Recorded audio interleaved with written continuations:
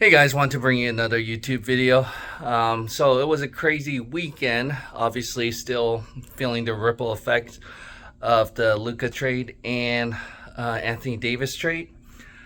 Seems like a lot of people said they didn't know, but uh, obviously I was very interested, and obviously there's a lot of conspiracy theories of why this trade might have happened. I found one good one, and living in Vegas could make sense. So the theory of and it's already starting to take place. Supposedly, so Mark Cuban sold the Mavs to the Adelson family, which if you've never heard of the Adelson family, they own the Sands Corporation here in Vegas, and so they bought the Mavs, trying to expand their business. And Texas is obviously a big market. They are a big state that does not legalize gambling, just like California. So they bought the team. I guess they tried to have like a new stadium with a casino and resort type of style there in Dallas, but it got shot down. So legalization was shot down. So they got 2 years to go ahead and try again. Apparently, during this past election or whichever, they gave money to lobbyists on trying to get that legislation passed. That didn't work. And so, what's the next and best thing to do? Well, apparently, this might have worked, and to cut the fat or the trim, no pun intended, with Luka. So, obviously, Luka had a chance to get the Supermax, and the team keeps saying that his conditioning wasn't atrocious. They didn't want to be stuck with Zion Williamson 2.0, which is hard to believe because Luka plays more games than Zion, and Luka is a once in a generation type of player that you see, and so I don't know why you would get rid of him, except to piss off your fan base, which they accomplished. And you trade him for pennies on a dollar. So I don't know if the GM really did say that, like, oh, okay, yeah, defense wins championships. Yes, I do believe that. But Anthony Davis does not play enough games either. So I think he might play even as much or less than Luka.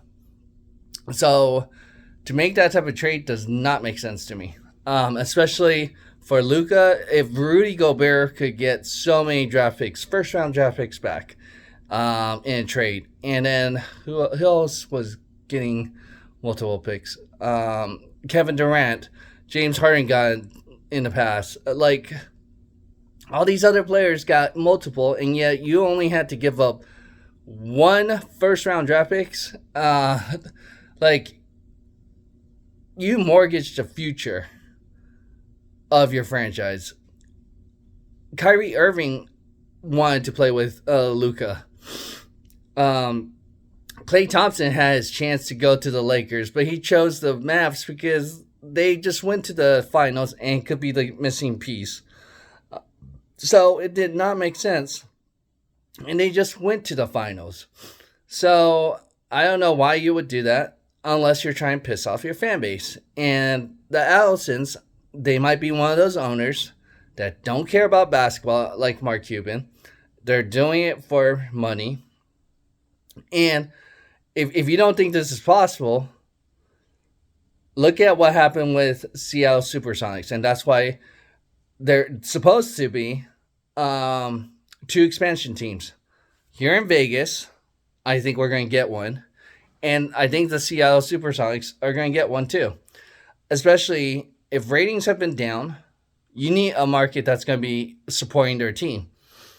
I think here in Vegas, we will support a team, or you're going to see us support the other team. So that's going to be interesting, because the rumor is now they got rid of Luka so they could pissed off the fan base because they got 2 years to kind of do this.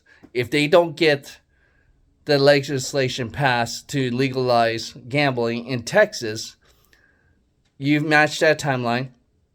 Anthony Davis is going to be older. So then you got Kyrie Irving, older. Klay Thompson.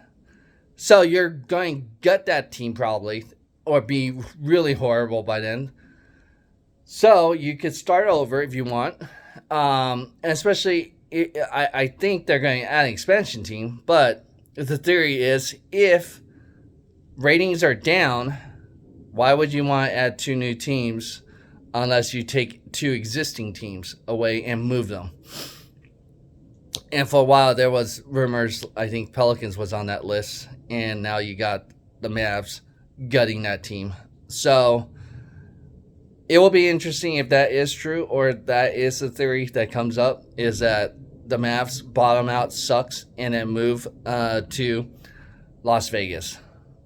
Never know. Like I said, I would have never thought the Mavs would move in my wildest dream, because they got a good fan base there. They have they had a franchise key player, but now you don't have that. So, and I don't know if, like I said, I would not support the Mavs owner at all. Like I said, I don't like owners that don't want to try to win, as much as I don't like or agree with Mark Cuban, but he was a pretty good owner, I thought, because the way he loved basketball and kind of built the team pretty well overall and managed the business side. So, understood. I thought he was one of the better owners out there. So, I don't know. Let me know what you think. Do you think this is even possible or true that they're bottoming out? And if they don't pass within 2 years of the legislation, maybe they're going to move the team. And because they're offering full refunds to season ticket holders of the Dallas Mavs. So that will make things easier for them to show, look, Dallas doesn't care about basketball anymore. It's time to move. Let's get out of this market. So let me know what you think. Go ahead and hit that like button and subscribe to our channel if you haven't done so. And together we can build better tomorrow. Thanks.